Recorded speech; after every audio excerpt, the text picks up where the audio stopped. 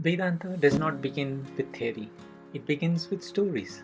Because the stories reflect our own experience, they mirror our doubts, our fears, and our deepest questions. This story comes from the Kathopanishad, one of the principal Upanishads of India. The Upanishads are the philosophical culmination of Vedas. Vedanta means Vedanta, the end or the essence of the Vedas. This is not a story about belief. This is a story about truth. Long ago, there lived a young boy named Nachiketa. He was not an ordinary child. While other children played, Nachiketa observed. He watched people work endlessly, chase success, gather wealth, seek pleasure. Yet he noticed something strange. Even after achieving their goals, they remained anxious, restless, and dissatisfied. This question began to grow in his heart.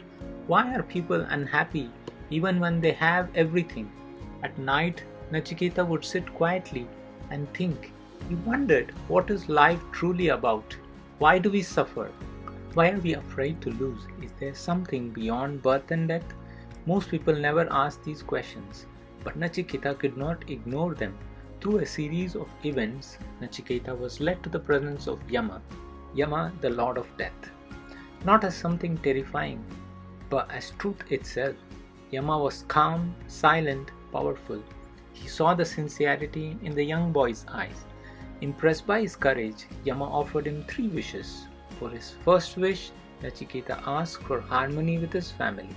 For his second wish, he asked for understanding and wisdom.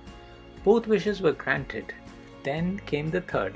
Nachiketa looked at Yama and asked, "What happens when a person dies?" Some say the soul exists. Some say it does not. Which is true? What is it that truly exists? Even wise scholars argue about this, but this young boy asked without fear. Yama hesitated. This was not an easy question. Instead of answering, he offered Nachiketa everything humans desire: long life, wealth, power, pleasure, status, fame.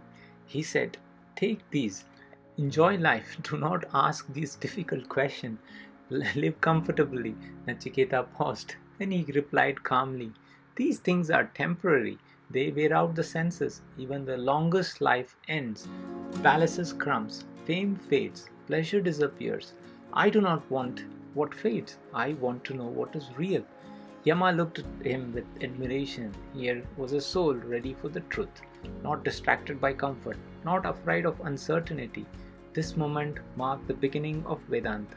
The courage to choose truth over pleasure. The courage to ask, "Who am I? What is real? What does not die?" The story of Nachiketa is not an ancient history. It is happening within us. Every day we choose comfort or truth, distraction or understanding, fear or wisdom. Like Nachiketa, we are invited to look deeper, to go beyond appearances, to discover the self. This is the beginning of Vedanta.